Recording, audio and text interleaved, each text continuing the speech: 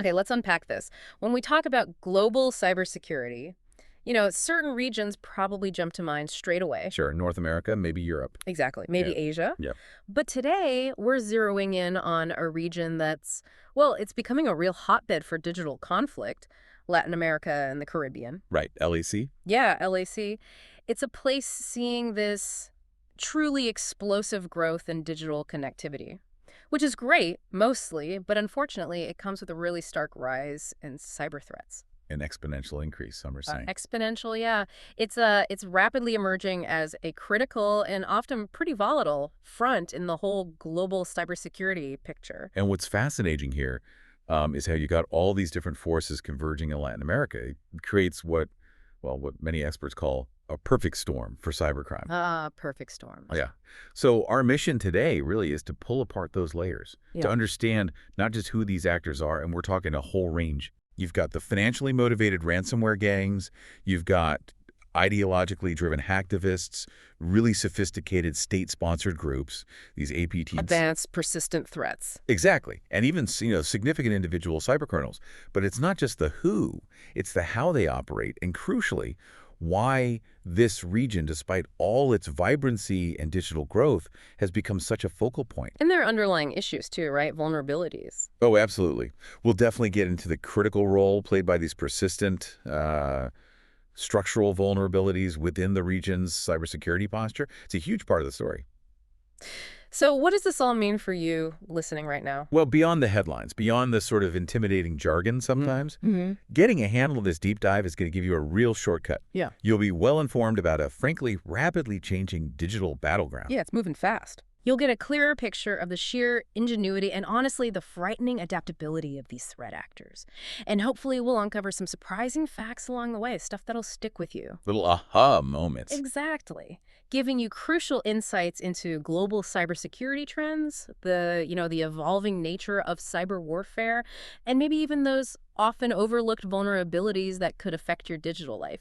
It's really about empowering you with knowledge. And if we connect this to the bigger picture, Latin America is, it's like an accelerated case study. Okay. It shows the immense challenges of digital transformation when you don't have that parallel, robust security investment keeping pace.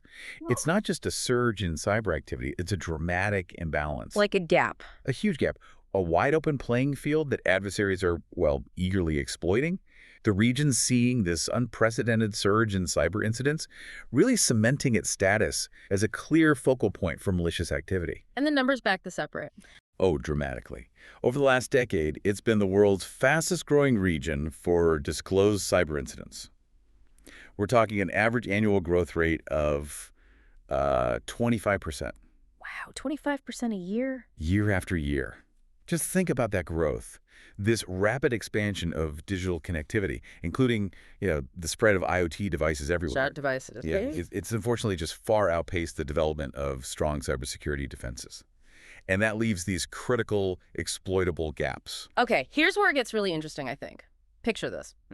A region where nearly 8 out of 10 malware attacks actually succeed. 8 out of 10. Compare that to about half globally. That's not just a red flag. It's like a giant flashing neon sign. It shows just how ripe the environment is for exploitation. And the stats bear that out. Latin America is notably the least protected region globally. They have an average cybersecurity score of just 10.2 out of 20. 10.2, that sounds low. It is low. And that score isn't just a number. It reflects really significant deficiencies in national cybersecurity policy development, overall preparedness. So a systemic issue. Very much so. Yeah.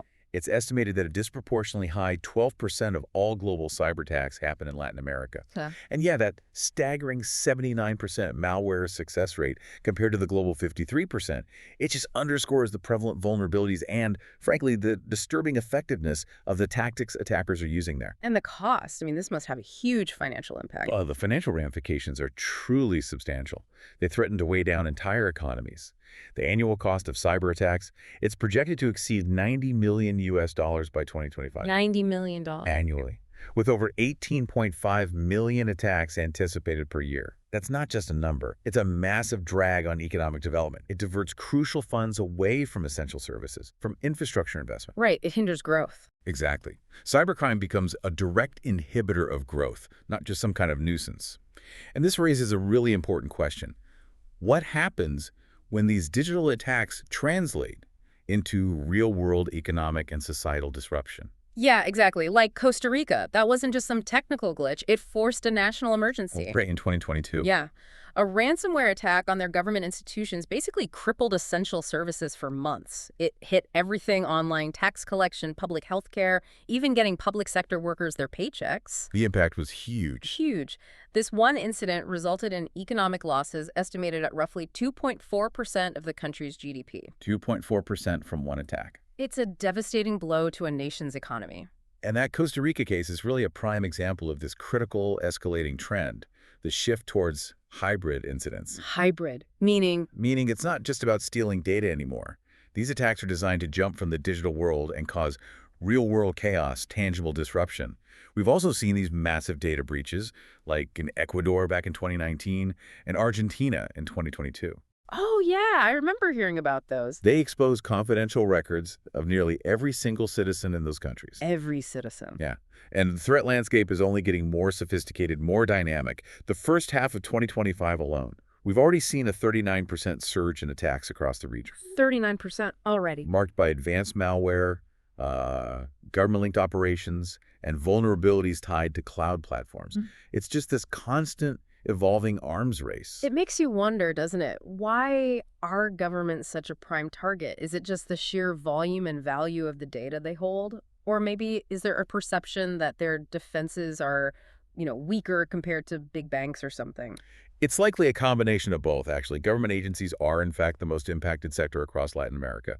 They suffer 31% of all successful attacks, 31%. which is 3 times more than the industrial or financial sectors. 3 times. Wow. So this disproportionate targeting definitely suggests the high value of government data for espionage, political influence, or just outright disruption.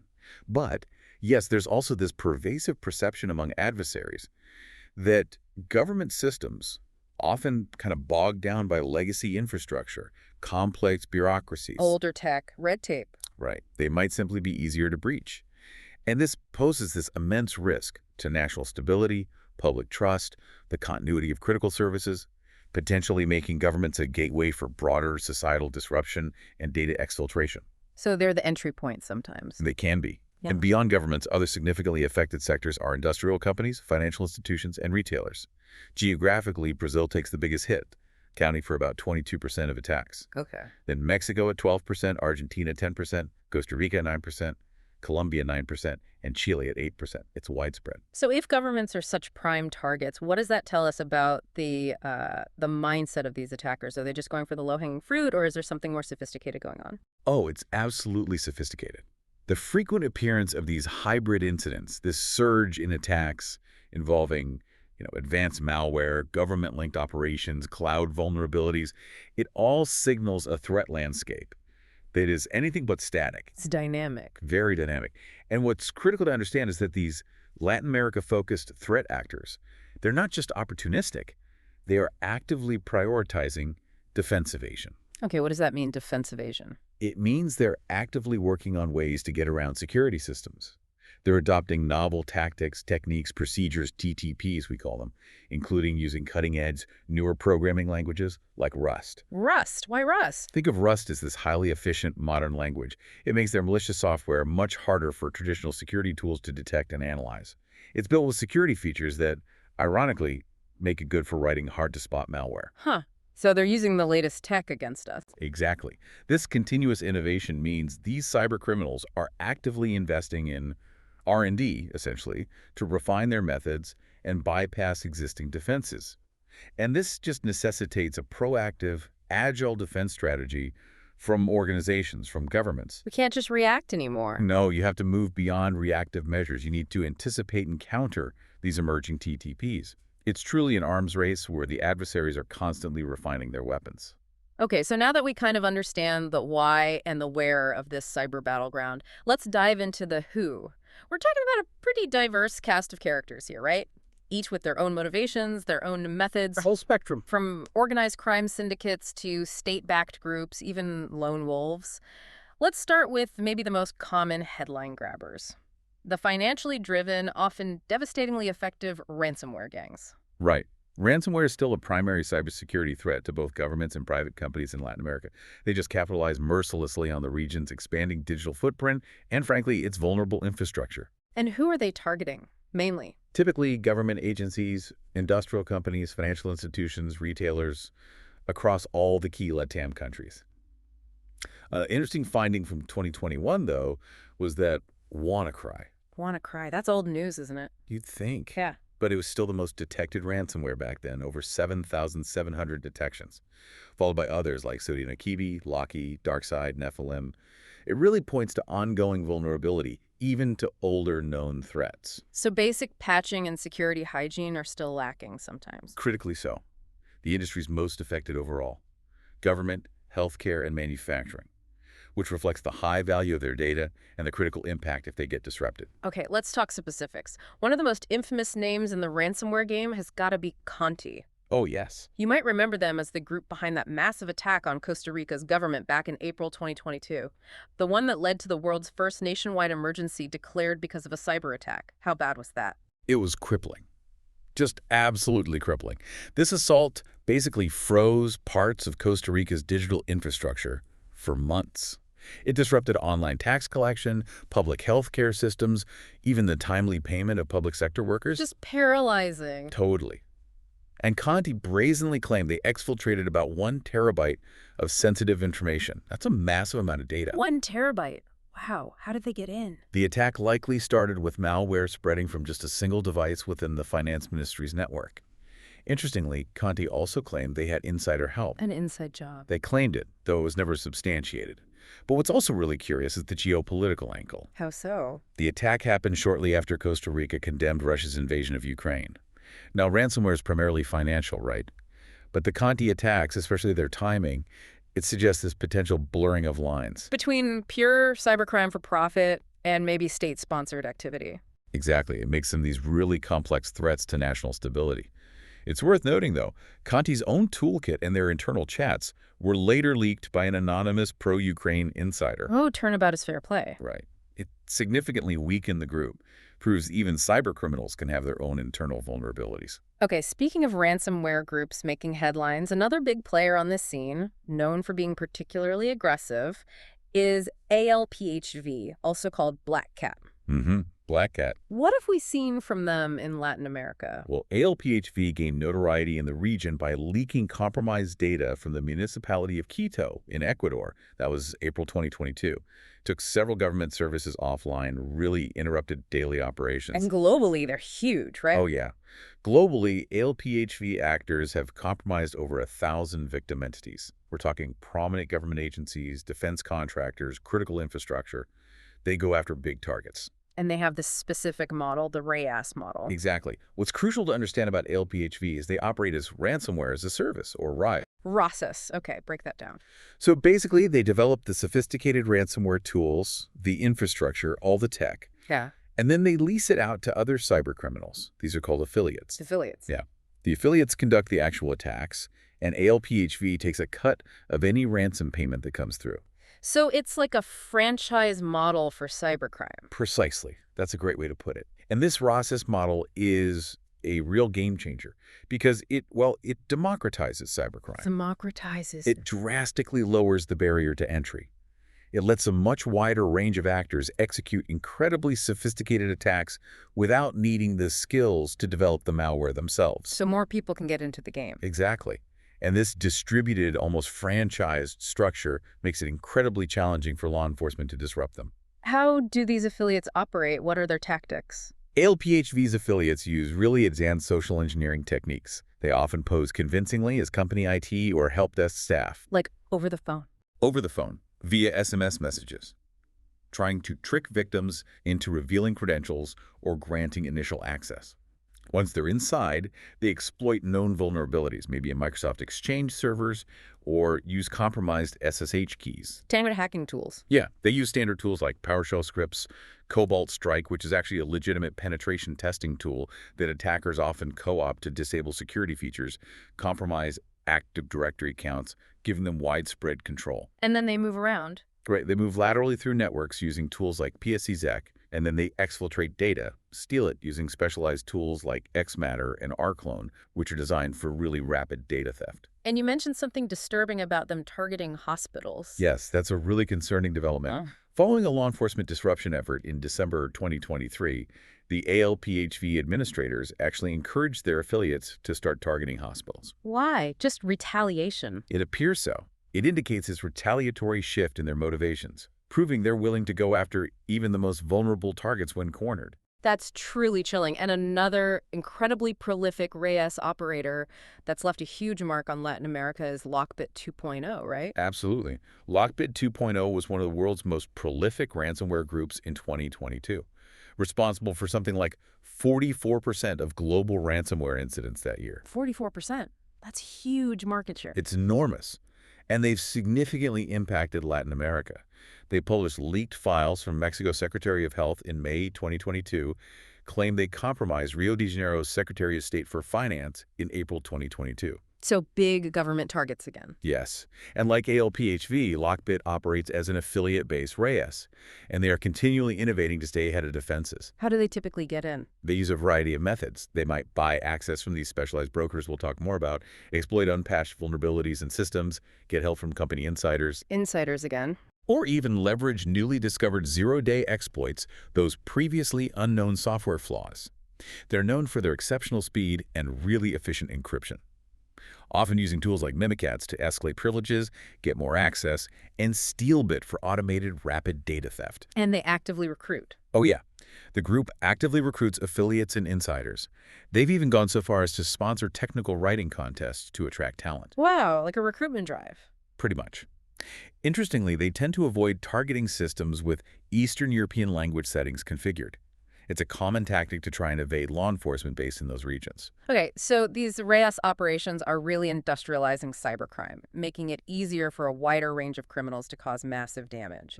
Beyond these giants like Conti, ALPHV, Lockbit, are there other notable ransomware players active in the region? Yes, definitely several others worth mentioning. Another player is Blackbyte. Their operators claim they compromised the internal network of the Controller General of the Republic of Peru back in May 2022. They're seen as one of the high-credibility ransomware gangs, specifically targeting LATAM government entities. Okay. And then there's Ransom Hub. They reported a significant surge, 82 incidents just in the first quarter of 2025 alone. 82 in 3 months. Yeah, accounting for roughly 12% of global ransomware activity. They primarily target professional services, technology, healthcare, manufacturing sectors, including in Brazil. Ransom Hub even claimed a breach of MetLife's Ecuador-based subsidiary, alleging 1 terabyte of data theft. MetLife denied that, though, right? MetLife publicly denied its main systems were compromised, yes. This group also runs an aggressive RAS model and uses advanced tools designed to evade EDR endpoint detection and response tools. Security software on computers. Exactly. They use tools specifically to attract affiliates by making their attacks harder to stop. It's believed that an e-crime adversary called Ocular Spider is responsible for developing and operating Ransom Hub. Okay, this whole discussion of initial access, whether it's through an unpatched system or social engineering or an insider, it really leads us to a crucial point about how these ransomware groups actually get their foot in the door. Precisely. All these groups highlight this critical commonality. They often gain initial access through, quote, purchased access, unpatched vulnerabilities, or insider access. They frequently leverage what are called initial access brokerage, or IAB services. IAB. Yeah, you find these on top-tier dark web forums, often Russian-language ones. Conti's claim of insider assistance, even if it wasn't proven, and Lockbit's active recruitment of company insiders really underscore this alarming trend. And the cost is dropping. That's what's especially concerning. The average price for initial access through these brokers dropped by a massive 60% from 2023 to 2024. 60% cheaper. Yeah, making it an increasingly attractive and accessible way in for malicious actors. So think about it like this. There's this whole dark economy dedicated to selling the keys to the castle, and those keys are getting cheaper by the day. This isn't just about a single breach. It feels like a fundamental shift in how adversaries gain access. It really is. It means organizations are vulnerable to sophisticated targeted intrusions even without the attackers needing a zero-day exploit. Network access or legitimate credentials can simply be bought or facilitated by insiders. Which points back to internal security. Absolutely. It highlights the critical need for robust internal security measures. stringent access controls, continuous monitoring of privileged accounts, comprehensive employee vetting, security awareness programs, Okay. all to mitigate these insider threats. It's often the human element, not some super complex technical flaw, that provides the easiest path in. Okay, let's shift gears a bit. Moving on from the financially driven ransomware gangs, we encounter a different but still significant threat in Latin America, these ideologically motivated hacktivist groups. Right. These groups are driven by strong beliefs. Their goal is to expose perceived injustices, challenge established power structures. And the most prominent example in Latin America seems to be Guacamaya. Guacamaya, yes. They're a complex hacktivist organization. Their explicit objective is to expose corruption, abuse of power, human rights violations within Latin America How do they operate? in a very decentralized manner, which makes them incredibly difficult to track. And they use advanced hacking techniques for infiltration, and then these large volume data leaks, what we call hack and leak operations, or HLOs. And they made a big splash recently. Huge notoriety in 2022. They hacked and leaked a cumulative total of 25 terabytes of data. 25 terabytes. Yes, from multiple Latin American militaries, law enforcement agencies, and extractive industries like mining companies. This group isn't just about disruption. They see themselves as active agents of political and social change, using information as their weapon. Their targets often include governments and military, right? I remember they breached Mexico's defense ministry, SEDENA. That's right. Leaked thousands of classified documents, private emails, including incredibly sensitive info about the Mexican president's health. They also hit military networks, mining companies in Colombia, Guatemala, Chile. And the impact of releasing that kind of data. It can severely impact public perception, the legitimacy of affected governments. It generates controversies, often forces governmental responses, policy changes. Their operations explicitly aim to challenge established power structures, promote transparency, basically delegitimize their targets, and spur public outcry. Understanding their ideology, their drivers, is really crucial if you want to anticipate their next targets, their preferred methods. But this raises a really important question. Which is? What happens when these public interest hacks or political doxing operations happen, and there's this inherent ambiguity around who is truly behind them? I mean, are they really activists or something else? Exactly. It's often incredibly difficult to determine whether they are an authentic hacktivist group and not a state masquerading as activists. A false flag operation. It could be. A hacktivist operation might be a genuine grassroots effort, or it could be a sophisticated, state-sponsored false flag designed to sow discord, manipulate public opinion. This ambiguity makes it incredibly difficult for governments, for international bodies, to figure out the right response.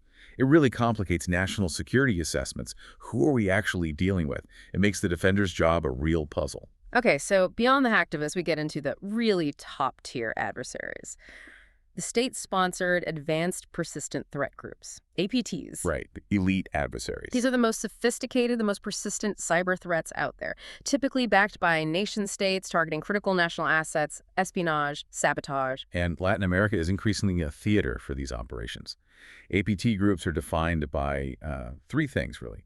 Their elusiveness, they're incredibly hard to detect, their eminence, their high level of skill and resources, and their effectiveness. They achieve their long-term goals without getting caught. So who are the main APT players we see active in Latin America? Well, one notable group is Machete, also known as APTC-43, or El Machete. This is a South American group, very likely based in Venezuela, active since at least 2010, and suspected of being Spanish-speaking. Who do they target? Primarily the Venezuelan military, but also entities in Colombia, Nicaragua, Ecuador. They also go after high-profile organizations, government institutions, intelligence services, military units, telecoms, power companies across Latin America, and sometimes even in the U.S., Europe, Russia, parts of Asia. And what's their goal? Espionage. Primarily information theft and cyber espionage, yes. They seem particularly interested in things like Venezuelan military grids, positioning navigation routes, basically anything that gives a strategic advantage. How sophisticated are they? Very. Yeah. Machete uses advanced spear phishing emails, those highly targeted emails, often with malicious attachments or links. They're incredibly clever, frequently using legitimate decoy documents they've stolen from other victims. To look authentic. Exactly. They even use military jargon specific to Venezuela to trick their targets.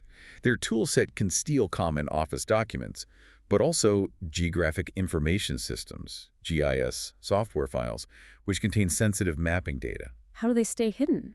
They achieve persistence, staying hidden on a system using scheduled tasks. And they've even been observed exfiltrating data to removable drives, which suggests potential physical access in some cases. A chilling thought. Physical access. Wow. Any major incidents linked to them? In 2019, they famously siphoned gigabytes of confidential documents from the Venezuelan army. Okay, another group you mentioned in the outline that sounds incredibly sophisticated is Eartholux. You said they're like craftsmen constantly testing their tools. That's a good way to put it. Imagine a group constantly testing their malware, their techniques, like a master craftsman refining their instruments, just to make sure they can stay hidden and persistent. That's the level of sophistication we're seeing with Eartholux. And they're linked to China. Yes, this is assessed as a China-linked APT group.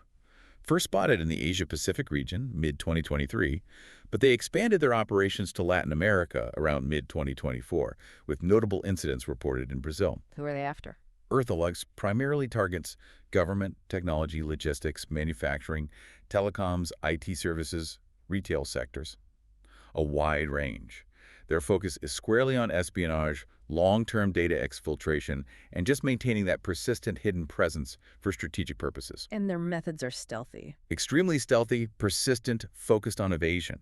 They often get initial access by exploiting vulnerable services and exposed servers to plant web shells. Those hidden back doors. Essentially, yes. Yeah. Hidden doorways giving them remote control. From there, they use multi-stage backdoors, like ones called Vargite and Cobeacon. Think of these as complex hidden access points that communicate using diverse channels, standard web traffic maybe, or more obscure methods like ICMP or DNS, making them incredibly hard to detect. How do they run their malicious code? They use techniques like DLL, sideloading, piggybacking on legitimate software, and debugger scripts for execution and persistence. They've even been seen deploying miscellaneous tools via legitimate processes like Spaint. Microsoft Paint. Seriously. Mhm. Using it to run tools for network reconnaissance, data collection, exfiltration to cloud storage, Yeah. all trying to blend in with normal system activity. And as you said, they conduct regular systematic tests of their tool sets using specific testing tools to ensure stealth and longevity. They operate like a dedicated R&D team.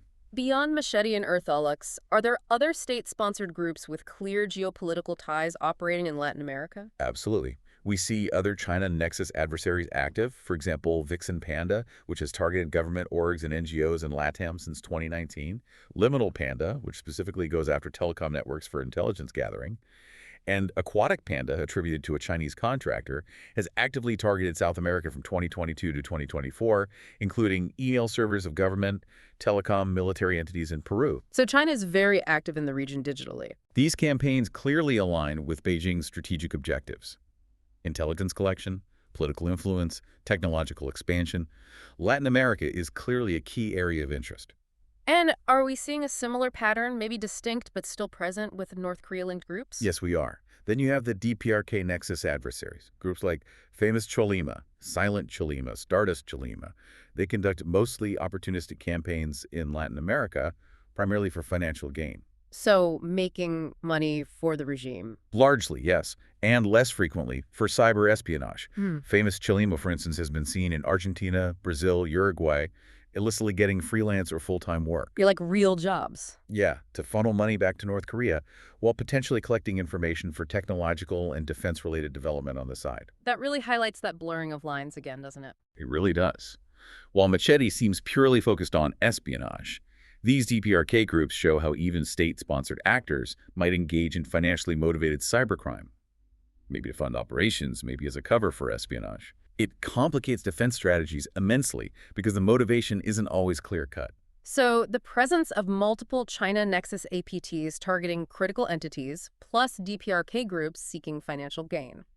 It really positions Latin America as a significant arena for global cyber espionage influence operations. It absolutely does. Yeah. Latin American nations are increasingly caught in the middle of these global geopolitical cyber conflicts. It just necessitates sophisticated national cybersecurity strategies and strong international partnerships. And the fact that groups like Eartholux are constantly testing and refining their methods. It means defending against them requires advanced threat intelligence, behavioral analytics. You need to look for the subtle signs, not just known malware signatures. Organizations have to prioritize proactive threat hunting, invest in capabilities that can spot these persistent, well-resourced adversaries. Okay, so beyond the big ransomware operations and the state-sponsored APTs, Latin America is also home to this dynamic ecosystem of financially motivated e-crime syndicates, right? Yeah. And evolving malware families, many based right there in the region. That's right. CrowdStrike, for instance, tracks 6 named adversaries primarily based in or targeting Latin America. They give them these spider code names: Ocular Spider, Black Spider, Odyssey Spider, Plump Spider, Samba Spider, and Squab Spider, The Spider Network. pretty much. And these Latin America-focused actors consistently prioritize that defense evasion we talked about, adopting novel TTPs using newer languages like Rust. Rest again. It comes up a lot. It signifies these aren't just folks using off-the-shelf tools. They're actively developing, refining their capabilities, putting them right on par with global cybercrime trends. Give us an example. Ocular Spider. Right. Ocular Spider is responsible for developing multiple ransomware variants: Cyclops, Knight, and Ransom Hub. After retiring Cyclops and Knight, they now operate Ransom Hub as that RAF platform we mentioned earlier. Supporting different systems. Yeah, Windows, Linux, NAS, VMware, ESC environments, they can hit a wide range of targets. Yeah. They've targeted hundreds of named victims in professional services, tech, healthcare, manufacturing across Brazil, the US, Canada. They have global reach. Then there's Blind Spider, also known as Scattered Spider or Muddled Libra. This one sounds fascinating because their main weapon isn't just code, it's manipulating people. Exactly. They are described as an unbound cybercrime collective. Mostly young, native English speakers from the US and UK, apparently. Okay. Active since 2022, infiltrated over 100 businesses, extorted at least $66 million. 56 million, how do they do it? Their primary method is highly sophisticated social engineering. They are masters of deception. Like acting. Basically, yeah. Impersonating employees, contractors, to trick IT help desks into giving them access or bypassing multi-factor authentication. They often leverage publicly available info or leaked data to make their impersonations incredibly believable. So they do their homework. Definitely. Once they're inside, they pivot to cloud services, SaaS applications, steal sensitive data for extortion, deploy ransomware. They're known for these sector-wide blitz attacks, hitting multiple targets in the same industry almost simultaneously. Creates widespread chaos. Who have they targeted? A vast array of industries, globally and in LATAM. Retail giants like M&S, Harrods, Victoria's Secret, insurance, aviation like Hawaiian Airlines, Qantas, hospitality like MGM Resorts, Caesars Entertainment. Big names and the impact. Can lead to prolonged multi-week outages, multi-million-dollar ransom demands. That M&S attack disrupted online business for weeks, cost them an estimated $300 million in lost operating profit. 300 million pounds. It's a stark reminder that even the best technical defenses can be bypassed if the human element is compromised. Absolutely critical point. It truly highlights the importance of human-centric security. Okay, what other e-crime spider groups are making an impact? Well, there's Odyssey Spider. They primarily target the hospitality and travel sectors, especially in Latin America and southwestern Europe. Also hit financial and manufacturing sometimes, often timing attacks around tax seasons. They use custom PowerShell and VBScript downloaders to get their malware onto systems. And Plump Spider, based in Brazil? Yes, active since at least September 2023. Consistently targeting Brazilian financial institutions, companies offering financial services, their likely objective: gain access to internal payment systems to conduct fraudulent transactions. So how do they get in? Initial access is often through voice phishing, tricking victims over the phone. And Plump Spider's activities seem to align with that largest digital theft in Brazil's history. The $100 million PIX system hack. Exactly. That theft was apparently facilitated by an insider, which really paints a picture of how the human element gets exploited. Okay, then Samba Spider, also Brazil-based. They operate the Nuspado malware. It's a banking Trojan steals financial info and an information stealer originating from Brazil. In April 2024, they launched a phishing campaign impersonating Mexico's electronic invoice system, a very common, legitimate service. Clever disguise. Very. Their infection chain is quite elaborate. It involves HDA droppers, malicious files, downloading more malware, browser stealing extensions, collecting user browser history, cookies, email addresses, grabbing everything. And Squab Spider, Fin13. Also financially motivated, primarily targeting financial institutions, particularly in LATAM. They often get initial access by exploiting vulnerabilities in web servers to deploy those web shells, the hidden doorways giving them remote control. So beyond these named spider groups, there's a whole ecosystem of malware families evolving in LATAM. Yes, other prominent Latin American malware families like Chiron, Cayman, Culebra, Solvi, Astaroth, They all demonstrate this significant adaptability. Developers are increasingly using modern languages like Rust There it is again. to improve evasion, hinder analysis, make it tougher for antivirus to spot them. They consistently use multi-stage infection chains, attacks unfolding in several hidden steps, mouse spam campaigns, phishing websites, primarily targeting Spanish and Portuguese-speaking customers of Latin American financial institutions. And they seem to share information. Yeah, evidence of overlapping techniques and tools really highlights a shared knowledge base within the LATAM cybercrime ecosystem. Suggests collaboration, rapid sharing of effective methods. So this continuous innovation, especially adopting Rust for evasion, it signifies that Latin American cybercriminals aren't just using off-the-shelf stuff. They're actively developing, refining capabilities, putting them on par with global trends. Exactly. And that Jean Roque incident, where a small bribe led to a massive theft, The insider threat. it vividly illustrates that the human element can be the most significant vulnerability, even for supposedly secure financial systems. Plump spiders phishing, blind spider social engineering to bypass MFA, it all highlights human vulnerabilities as the weak link. And attackers know this. They actively research potential weak links. It points to a deliberate targeting of human factors, not just technical flaws. Technical defenses alone just aren't enough. So organizations need Heavy investment in human-centric security, rigorous employee vetting, continuous dynamic security awareness training, not just once a year, ClickThrough's robust identity verification for help desks. and the declining cost of initial access brokers makes this worse. Exacerbates the risk, yeah. Makes insider recruitment highly attractive, cost-effective for criminals. Plus, you have this active regional underground Spanish-speaking Telegram forums, a shared knowledge base, suggesting a highly collaborative, mature cybercrime ecosystem. And then they have ways to cash out quickly. The rapid conversion of stolen funds into crypto via Latin American over-the-counter desks and exchanges indicates a localized, efficient financial infrastructure supporting these operations. What does this interconnectedness mean for defense? It means defenses against one group might not be enough, as methods spread quickly. Law enforcement needs to target the underlying networks, the access brokers, the financial facilitators, disrupt the whole criminal supply chain, not just individual attacks. Okay, while these organized groups are clearly formidable, well-resourced, it's worth noting that individuals can also carve out a significant place in this landscape, sometimes with truly staggering impacts. Let's look at some notorious individual hackers from Latin America who've really left their mark. Yeah, absolutely. Let's start with João Roque from Brazil. As we touched on, João was an IT worker at C&M Software, a company approved by Brazil's central bank to connect its system to financial institutions. And he was arrested for his role in that scheme. The $100 million PIX system theft, considered the largest digital theft in Brazil's history. Exactly. That's just a mind-boggling amount of money. How did one IT worker facilitate such a massive theft? According to reports, Roque admitted to selling his login credentials to hackers for a relatively tiny sum, about $2,700 US. $2,700 for access that led to a $100 million theft. Incredible, isn't it? He said he was approached at a bar.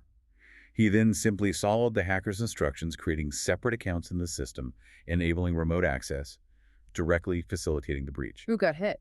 6 financial institutions were impacted, and a significant chunk of the stolen funds, maybe $30–40 million, was quickly converted into cryptocurrencies, Bitcoin, Ethereum, USDT. So the money vanished quickly. Very quickly. This case is just such a stark illustration that the human element can be the most significant vulnerability, even for supposedly robust financial systems. It wasn't some complex zero-day exploit. It was a simple transaction, a paltry sum that unlocked millions. It's almost unbelievable. Then there's USDOD, also known by aliases like Equation Corp or identified as LuanBG from Minas Gerais, Brazil. USDOD gained infamy for leaking huge amounts of information stolen from major organizations, made headlines globally. Yeah, his targets were seriously high profile. The FBI's InfraGard portal. The FBI system for private sector info sharing. That's the one. Also, major corporations like Airbus, TransUnion, National Public Data, CrowdStrike, a top cybersecurity firm themselves, and even the United States Environmental Protection Agency, the EPA. What happened to him? He was arrested. Upon arrest, he apparently confirmed the findings and then, surprisingly, offered his cybersecurity expertise to Brazilian authorities. Really? From hacker to consultant? Seems like it. His motivation appears to align more with hacktivism or information exposure, similar to groups like Guacamaya. The goal wasn't necessarily financial gain, but maybe to embarrass or expose. Okay, another notable individual is Lord Phoenix, a 20-year-old computer science student from Tocantins, Brazil. What makes him stand out? He's been active since at least 2013, and he's recognized as one of Brazil's most prolific creators of banking malware. So he builds the tools. Exactly. His business model is simple but effective. He develops Trojan codes, specifically tailored to steal financial information malicious programs, disguised as legitimate ones, which he then sells to other hackers for about £190 each, roughly. Who did his malware target? Major banks, including HSBC Brazil, Banco do Brasil, Caixa. And how did he get started? His journey seems to reflect a common progression. Apparently started out asking for programming help on online forums, and grew into this confident, prolific malware developer. It just shows how quickly individuals can acquire and refine sophisticated capabilities using readily accessible resources, like dark web forums, Reyes models. They learn fast. Very fast. And just for context, while not from Latin America, someone like Julian Assange alias Mendex, his early activities with the International Subversives Group, including others like Trax and Prime Suspect, that's relevant here too, isn't it? It is, in the broader history of hacking. That group regularly hacked into major corporations like Nortel, various U.S. government systems way back. It highlights the historical roots of information-centric hacking, the global nature of these operations, long before the internet was what it is today. So what this really shows us is this diversity in individual motivations. You've got João Rogue and Lord Phoenix, clearly driven by direct financial profit. Then USDOD, whose activities look more like hacktivism or information exposure. Right. And this diversity requires a nuanced, multifaceted response from law enforcement, from cybersecurity professionals. Understanding the specific drivers behind an individual actor can inform predictive intelligence, target prioritization, tailored prevention, and disruption strategies. And the ease of access to tools makes individuals dangerous quickly. Exactly. The ease of access to cybercrime tools, to knowledge, allows individuals to rapidly develop advanced capabilities. They can transform from novices into significant threats surprisingly fast. Yeah. This just necessitates continuous monitoring of underground communities, emerging TTPs. You have to keep watching. So looking at the big picture, the evolving cyber threat landscape in Latin America is shaped by several overarching trends. These persistent challenges that just exacerbate the region's vulnerabilities, make it incredibly attractive to malicious actors. And one of the biggest factors seems to be these access brokers and the whole underground ecosystem. Absolutely. It's one of the most significant fueling mechanisms. Latin America hosts this active, thriving, regional underground cybercrime ecosystem. You've got Telegram forums specifically for Spanish-speaking users, local e-crime adversaries running their own platforms to share tools, knowledge. It's a whole community. It is. And a critical component is the proliferation of these initial access brokers, the IABs. Just in 2024, 107 distinct access brokers advertised network access to 428 different LATAM-based entities. Okay, let me repeat that back. 107 brokers selling access to over 400 organizations in 1 year. That's what was observed. So think about it like this. There's this entire dark economy dedicated to selling the keys to the castle, often for surprisingly cheap prices. And you said those keys are getting cheaper. Alarmingly so. The cost of initial access declined significantly. Average broker prices dropped by 60% from 2023 to 2024. 60%. Which makes it cheaper, easier for threat actors, even those with limited technical skills, to get that initial foothold in target networks. And this isn't just about a breach. It feels like a fundamental shift in how adversaries get in, bypassing many traditional defenses. It is. The presence of these brokers, coupled with the sheer availability of compromised credentials, over 1 billion belonging to Latin America-based individuals and organizations. 1 billion passwords and usernames floating around. Just out there on the dark web, it fuels this robust market for illicit access, for data. And this dynamic creates a huge challenge for organizations because your external perimeter defenses can easily be bypassed if an adversary simply buys legitimate credentials or network access. Okay, another major trend is the adaptability of the attackers themselves, right? Their increasing sophistication. Definitely. This continuous evolution means organizations have to adopt equally dynamic, adaptive defense strategies. It's no longer enough to just react. You have to anticipate, proactively counter emerging threats. The cybercriminal groups in Latin America are not static. They're constantly evolving their TTPs. Like using Rust for evasion. Right. prioritizing defense evasion using novel TTPs, newer programming languages like Rust. It indicates this deep commitment to innovation, this relentless desire to bypass traditional security measures. And the shift towards hybrid incidents. Combining elements of ransomware and data breaches, it further demonstrates this adaptability, aiming for maximum impact. We're also seeing that 58% surge in info stealers. Malware stealing login. Exactly. Specifically designed to swipe login credentials, sensitive data, often leveraging tokens, VPN credentials from bring your own device, BYOD environments. So your personal phone or laptop connected to work. Can become a vulnerable entry point. Yeah. And looking ahead, this emerging threat of generative AI exploitation. AI and cybercrime. Yeah. Deepfake impersonation, disinformation campaigns, AI-generated malware. It poses entirely new risks globally and in LATAM. Makes it even harder to distinguish what's real from what's fabricated. It's a constant arms race. Yet, despite this growing, increasingly sophisticated threat, Latin America, as we've highlighted, remains the least protected region globally.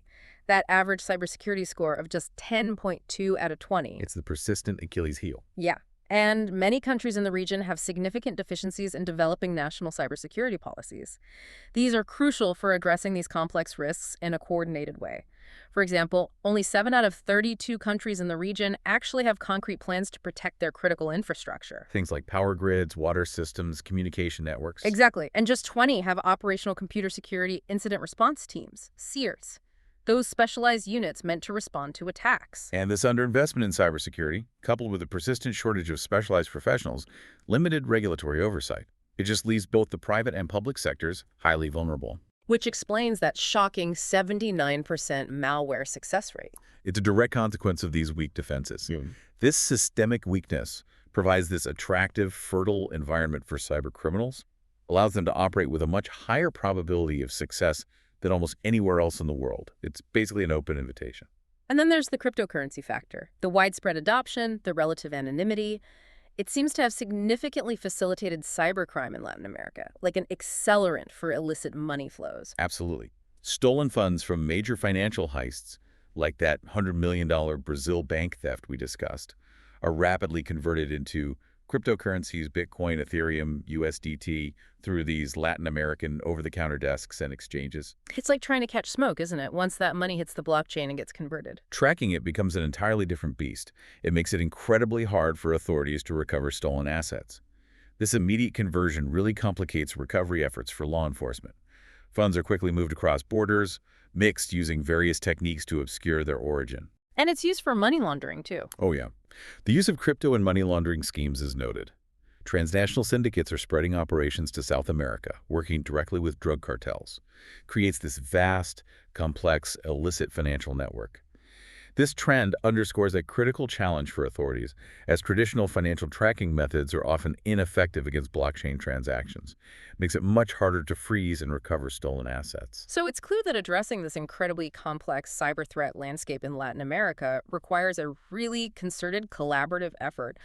It's not a problem any single government or company can tackle alone. No way. There's an urgent need for joint efforts, governments, law enforcement, private companies, creating a united front against these cyber criminals. What does that look like? Well, real-time intelligence sharing is crucial. Yeah. You have to stay ahead of evolving threats, enable proactive responses.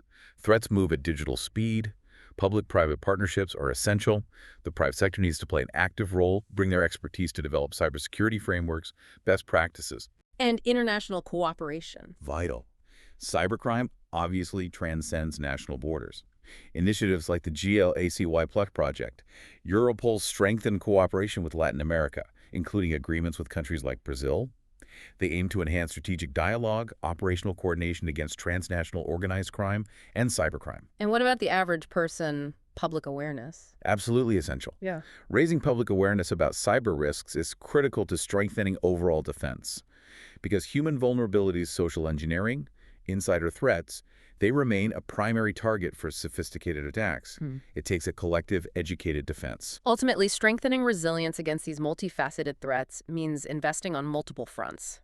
In the cutting edge technology, yes, but also in robust policy frameworks and crucially, in people, from the skilled cybersecurity professionals to every single digital citizen. That's right. So, to recap, Latin America's unique blend of rapid digital growth and these persistent cybersecurity vulnerabilities really creates a perfect storm for cybercrime. We've seen the incredible diversity of malicious actors, From financially motivated ransomware gangs like Conti and ALPHV, to ideologically driven hacktivists like Guacamaya, sophisticated state-sponsored APTs like Machete and Eartholux, adaptive regional e-crime syndicates like those spider groups, and even impactful individual actors like João Roque and USDOD. and connecting this to the bigger picture, what's the key takeaway? I think the key takeaway is the blurring of lines. Those traditional distinctions between, say, cybercrime and state-sponsored activities, they're increasingly ambiguous. The accessibility of RIAS, the alarming prevalence of initial access brokers, the persistent threat of insider compromise, it's dramatically lowered the barrier to entry, making sophisticated attacks widespread, accessible to a broader range of malicious actors. So, what's needed for resilience? Well, foundational investments in national cybersecurity policies, critical infrastructure protections, are paramount. Adaptive defenses moving beyond traditional perimeter security to advanced threat detection, behavioral analytics. Crucially, human-centric security. Rigorous employee vetting, continuous security awareness training, strong identity verification that's non-negotiable. Then collaboration. Absolutely necessary. Yeah. Seamless public-private and international cooperation for intelligence sharing, joint operations to combat a global threat. Plus, addressing cryptocurrency's role in facilitating crime and investing in cyber talent development.